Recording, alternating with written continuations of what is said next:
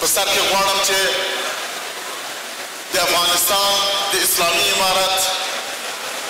د اتاق تجارت له منصوبینو رئیس نه معاونینو نه او همدارنګه هغه سکتوري وزارتونه وزارت تجارت صنعت پترولیم او اړوند وزارتونه چې په دې نمایشګاه په ارتباط باندې د دې په دایرولو کې قدم اخیستی دی د زړه له کومې مننه وکړم او له دوی نه کور ودانۍ ووایم چې دغه نمایشګاه یې جوړه کړې فقط څو کلمې مختصر یادوم هغه دا دی چې زموږ ملک افغانستان د خپلو قهرمانو مجاهدینو د خپلو ګرانو عزیزو بچانو د وینو په تویولو سره دا ملک له امریکا نه آزاد موږ 3 کاله مخکې دلته د دنیا یو لوی قدرت چې هغه ناټو او افریقا وه په ګونډو کړه او له دې خاورې وویستله د امریکا موجودیت د ناټو موجودیت دلته په افغانستان کې دا نه زمونږ په ګټه وه نه زمونږ د همسایهګانو په ګټه وه د امریکا او ناټو موجودیت ایران ته مستقیما تهدید و پاکستان ته مستقیما تهدید و منځني اسیا ته تهدید و چین ته مستقیما تهدید و روسانو ته مستقیما تهدید و او بالاخره د دې منطقې ملکو ته یو لوی غټ خطر او تهدید خو د افغانستان قهرمانو مجاهدینو د اسلامي امارت په سرکردګۍ سره په دې وتوانېدله چې د دنیا دغه طاغوت چې دلته 20 کاله په افغانستان کې پاتې شوله او د دنیا فساد او ناخوالې یې راوړلې بالاخره شکست ورکړي او د شپې په 12 بجو په تحریک یې له افغانستانه وباسي او افغانستان آزاد شي لله الحمد نن زموږ ملک افغانستان آزاد دی مستقل دی او په خپلو پښو ولاړ یو ملک دی د افغانستان اسلامي امارت له 3 کلو را په دې خوا باندې ډېر زیات کوشش کړی چې د یو مثبتې سیاسي او اقتصادي پالیسي په اساس باندې افغانستان له سیاسي نګاه نه او له اقتصادي نګاه نه په خپلو پښو باندې ودرېد په همدې اساس تاسو نن شاهد د دې نمایشګاهې چې د افغانستان په زړه کې په کابل کې جوړیږي چې درېیمه مرحله د امام ابو حنیفه رحمت الله علیه د نمایشګاه نو زما له ټولو داخلي او بهرني تجارانو پانګوالو نه خواهش دا دی چې په افغانستان کې تر ټولو نه دغه یو مساعد او ښه فرصت دی چې دوی افغانستان ته راسي او دلته پانګونه وکړي د افغانستان ټول سکتوري وزارتونه به انشاءالله دوی سره همکار وي ټول وزارتونه به دوی ته سهولتونه برابر کړي تر څو دوی راسي خپلې سرمایې په افغانستان کې په کار باندې واچي د افغانستان اقتصاد په دې 40 کالو جنګو کې ویجاړ شوی دی او هر شی له صفر نه شروع کېږي اوس فعلا موږ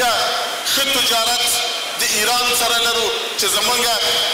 جمهوري اسلامي ایران په غرب کې واقع دی زموږ لله الحمد سیاسي او اقتصادي روابط ورسره ډېر ښه دي زه په همدې اساس باندې د جمهوري اسلامي ایران کوم وخت چې زما مخې ته ناست دی او د جناب د بلوچستان او سیستان د والي صاحب په مشرۍ باندې دلته تشریف راغلی دوی ته خیر مقدم وایي او ښه راغلاست ورته وایي او همدارنګه هغه هیاتونه چې هغه له پاکستانه او اسیا میانه نه ترکیې نه او نورو ملکونو نه دلته راغلي دي دې ټولو ته خیر مقدم وایو او په خیر دې راسي مونږ له خپلو ګاونډیانو نه دا امید کوو چې لکه څنګه چې موږ امریکایان ناټو له دې چې وویسته دا خطر هم د تاسو له سره کم کړ دا اوس به زموږ په هر ګاونډي باندې لازم دی چې د افغانستان په ترقي کې د افغانستان په تعالی کې د افغانستان په اقتصاد کې فعاله ونډه واخلي دا زموږ یو دین دی په دوی باندې چې پروت دی نو بنا زموږ خواهش له خپلو ګاونډیانو نه بالخصوص له ایران دا دی چې خپل سرحدات زموږ د تجارانو په مخ زموږ د سوداګرو په مخ زموږ د کسبګرو په مخ باندې خلاص پرېږدي تر څو زموږ خلک وتولی شي چې خپل تولیدات د دوی بازارونو ته او د دوی تولیدات د افغانستان بازارونو ته راوړي اوس هم د ایران جمهوري اسلامي جمهوري د ایران ډېر همکارۍ او کومکونه کوي، خو زما خواهش دلته دی چې جناب سفیر صاحب قومي صاحب دلته تشریف لري، په هغه اندازه باندې چې دوی همکاري کوي دا زیاته کړي، د ویزو تعداد زیات کړي تر څو خلک قانوني ایران ته سفر وکړي. په لارو کې خپلو امنیتي قوتونو ته نورو ته هدایت ورکړي چې بېجایه تکلیف بېجایه ځورول د تجارانو ونه کړي، او همدارنګه سرحدونه د ټولو تجارانو او تورستانو چې ایران ته غواړي سفر وکړي په مخ باندې خلاص کړي، د ویزو تعداد زیات کړي او سهولتونه ورته فراهم کړي. همدارنګه د افغانستان اسلامي امارت دې ته ژمن دی چې بالمقابل د ایران تجارانو ته د ایران سیاحینو ته هغه خلک چې له ایرانه غواړي افغانستان ته راسي همداسې زمینه ورته مساعد کړي چې تر څو په افغانستان کې خپل خرید و فروخت وکړي.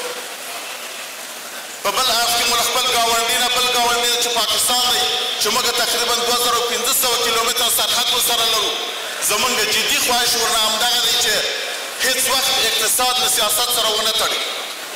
اقتصاد ته سیاسي بڼه ورنکړي او کوشش وکړي چې خپل سرحدات د تجارانو په مخ د هغه کسان چې غواړي چې هم دوی طرفه ورسي هم موږ ته سرحدات خلاص کړي. مګر متاسفانه زه به په ډېر تاسف سره وایم چې په دې نږدې وختو کې د پاکستان سرحدات تقریبا ټول بند دي، هره ورځ په تورخم بند وي، هره ورځ سپین بولدک بند وي، هره ورځ غلام خان بند وي، چې دا نه زموږ په نفع ده نه د پاکستان په نفع ده، بل چې زموږ تجاران پاکستان ته داخلیږي بر علاوه د دې چې جواز لري، بر علاوه د دې چې ټول ټکسونه مالیې تحویل کړي دي، بر علاوه د دې چې ویزا لري، بیا هم د دوی د امنیتي قوتونو لخوا نه په سرحداتو کې د سرحداتو نه اخوا تر لویو ښارونو پورې په بار بار درول کېږي او په مختلفو اشکالو باندې پیسې جدي اخیستل کېږي. او حالانکې د افغانستان په خوا کې دا مشکل نشته، پاکستاني تجاران پاکستاني صنعتکاران چې افغانستان ته راځي تنها په سرحد کې چې دخول وي بیا تر آسیا میانه پورې او تر آسیا میانه تر سرحدات پورې څوک په مخ هم نه ورته درېږي، غږ نه ورته کوي. نو بنا زموږ خواهش د پاکستان له ډیپلوماتانو نه چې دلته موجود دي په دې حال کې او همدارنګه د دې په واسطه کې پاکستان له حکومت نه زموږ جدي خواهش دا دی چې دوی خپله خوا هم کنټرول کړي، ځکه چې زموږ تجاران زموږ صنعتکاران زموږ هغه کسبګر چې غواړي چې افغانستان تولیدات پاکستان ته یوسي، پاکستان بازارو ته دا له ډېرو غټو ستونزو سره مخالف دي او هره ورځ په سلګونو شکایتونه ترې راځي. نو زموږ امید دا دی چې پاکستان خپل سرحدات د تجارانو په مخ باندې خلاص کړي او سهولتونه ورته فراهم کړي. دا د پاکستان لپاره هم ښه دی چې فعلا پاکستان په سخت اقتصادي بحران او مشکلاتو باندې اخته دی که د افغانستان تولیدات په ارزانه بیه د پاکستان بازارو ته رسیږي، دا به د پاکستان د خلکو او د پاکستان د حکومت په ګټه هم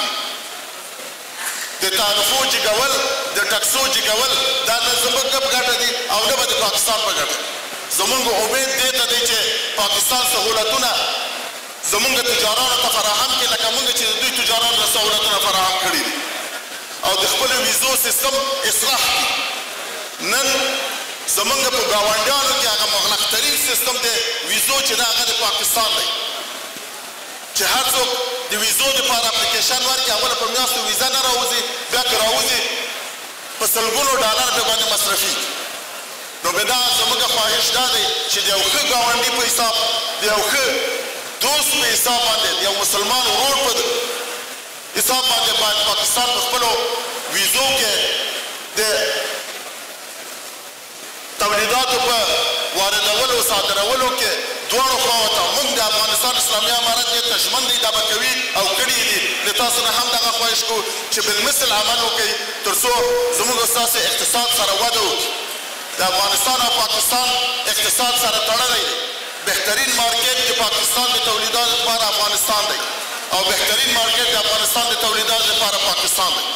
نو بناء زما یو ځل بیا زه دا خواهش کوم د پاکستان له مقاماتو نه له حکومت او له امنیتي قوتونو نه چې په خپلو دغو پالیسیو کې چې د افغانستان په سرحداتو کې اوس فعلا روان دي تجدید نظر وکړي، خپل سرحدات د تجارانو ملي تجارانو په مخ باندې خلاص کړي او سهولتونه ورته رافراهم کړي. همدارنګه موږ د منځني اسیا سره د تاجکستان سره ازبکستان سره ترکمنستان سره لله الحمد ښه روابط لرو ښې اړیکې لرو ښه تجارتي اړیکې سره لرو په دې سرحداتو کې زموږ هم ستونزې نشته که وي هم ډېر مشکلات کم دي او موږ بیا هم خواهش کوو چې د دغو دریو ګاونډیو مسلمانو ملکونو نه چې زموږ تجارانو ته زمینه د تګ او راتګ او سهولت ورته ښستره اسانتره ورته جوړ کړي او د افغانستان اسلامي امارت د خپل جغرافیایي موقعیت په اساس باندې یو حساس ټکی دی چې دا یو پول دی د جنوبي اسیا او د مرکزي اسیا ترمنځ چې راکړه ورکړه پرې باندې کېدلی شي نو که د افغانستان وضع او حالات ښه وي او په افغانستان کې امن وي نو دا ملکونه کولی شي یو له بله سره تجارت سره مخ ته بوځي سره ویږي او د دوی په اقتصاد کې به غټ رول لري له چین سره موږ ښې اړیکې لرو تجارت هم زموږ ښه سره روان دی اوس د واخان له لارې کوم کاریډور یا سړک چې دی انشاءالله په دې باندې هم کار روان دی موږ امید دې کوو چې دا زر تر زره خلاص شي دا نه تنها زموږ په نفع د چین په نفع بلکې دا د ایران او پاکستان او د نورو ګاونډیو ملکونو په نفع باندې هم دی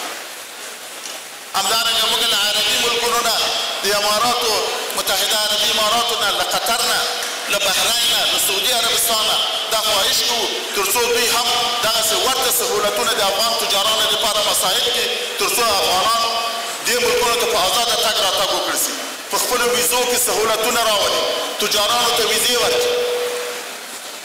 همدارنګه زموږ په نږدې ګاونډ کې هندوستان حکومت دی دلته به ډیپلوماتان موجود دي موږ له دوی نه هم خواهش کوو لکه څنګه چې موږ ورکړه راکړه مخکې ورسره درلوده چې دوی هم په خپلو ویزو کې په خپلو هغه ډیپلوماتیکو دغه کې سهولتونه راولي ځکه زموږ ډېر تجاران په هند کې له هند سره هم تجارت لري چې هغه هوایي کاریډور هم دی او د ځمکې له لارې هم د واګه باډر له لارې دوی هند سره راکړه ورکړه خصوصا د وچې میوې اوس هم زموږ سلګونه تجاران په همدې مشکل باندې اخته دي د هند حکومت نه زموږ خواهش دا دی چې زموږ ملي تجارانو ته زموږ سرمایه گزارانو ته د ویزو سهولت ورکړي تر څو چې وکولی شي زموږ تجاران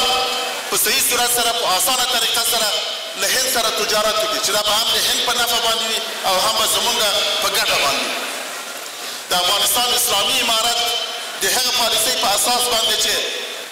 غوره کړی دی چې د افغانستان خاوره به د هېچ چا په خلاف نه استعمالېږي موږ هېچ چا ته اجازه نه ورکوو په دې درې کالو کې هغه تروریستي ډلې هغه تروریستان چې د امریکایانو په وخت کې دلته موجود وو هغه تقریبا ټول له بینه تللي څو وخته مخکې هم تاسو واورېدله په مطبوعاتو کې چې یو ډله د دوی ونیول شوله چې د هغو مرکزونه په بهر د افغانستان کې موجود وو موږ به هېچا ته اجازه ورنکړو چې د افغانستان خاوره د نورې د امنیت په خلاف استعمال شي خو په همدې ترتیب باندې تعامل بالمثل غواړو هېچا ته اجازه نه ورکړو چې زموږ په داخلي چارو کې مداخله وکړي او هېچا ته اجازه نه ورکړو چې زموږ امنیت وګواښي موږ به له هغو سره په کلکه په مېړانه ودرېږو لکه څنګه چې ناټو امریکا ماته کړه دغسې به له دغه خارجي تروریستانو وارداتي تروریستانو چې د ابدي جنګونه دلته شروع کړي له هغو سره به هم مبارزه کړو نو بناء افغانستان اوس یو ښه موقع ده ښه فرصت دی په افغانستان کې هر کار هر بزنس هر تجارت دلته ښه موقع ده رقابتونه ډېر کم دي زما خواهش له ملي او بین المللي تجارانو سرمایه ګزارانو دا دی چې څومره زر کولی شي افغانستان ته راسي خپله سرمایه ګزاري وکړي او د افغانستان په اقتصاد کې فعاله ونډه واخلي او دا زموږ د ګاونډیو په نفع او په ګټه باندې ده د دې په دې امید چې داسې نمایشګاوې لکه نن چې موږ وینو او د دې افتتاح کوو خدای وکړي چې دا همداسې دوامداره وي او زموږ ګاونډي ملکونه ټول خصوصا پاکستان ایران اسیا میانه ملکونه ترکیه او نور عربي ملکونه دلته همیشه راځي او خپل نمایشګاوې خپل تولیدات خلکو ته ښیي همداسې زموږ تجاران دوی ته ورځي تر څو یو د بل په اقتصاد کې فعاله ونډه واخلي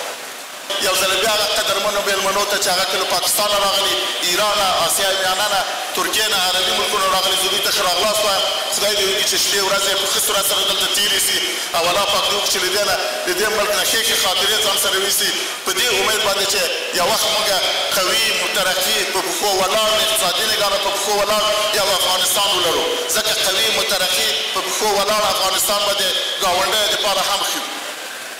په آخر کې یوه کلمه نورې زیاتوم چې د افغانستان یو یو تعداد مهاجرین چې هغه زموږ په همسایه ملکونو کې دي بالخصوص په ایران کې دي پاکستان کې دي امید د دې کومه چې دغه دوه ګاونډي هېوادونه چې د دوی د تقریبا 140 کالو را په دې خوا میلمانو کوربه له دوی سره له حسن سلوک نه کار واخلي حوصله وکړي ورته تر څو چې زمینه د دې مسایلو چې خلک بېرته خپل کور ته راسي هغه تشدد هغه مشکلاتونه چې اکثر یې سیاسي بڼه لري چې له مهاجرینو سره نن کېږي هغه که په ایران کې دی که پاکستان کې دی د زغملو وړ نه دی من حیث د یو انسان من حیث د یو ګاونډي من حیث د یو مسلمان زموږ خواهش د دواړو ملکونو دا دی چې د مهاجرینو په ارتباط باندې ډېر زیات ورته متوجه اوسي هغه قوانین او اصول چې بین المللي قوانین او اصول دي او په ملل متحد کې منل شوي اصول دي په ارتباط باندې دوی سره کار وکړي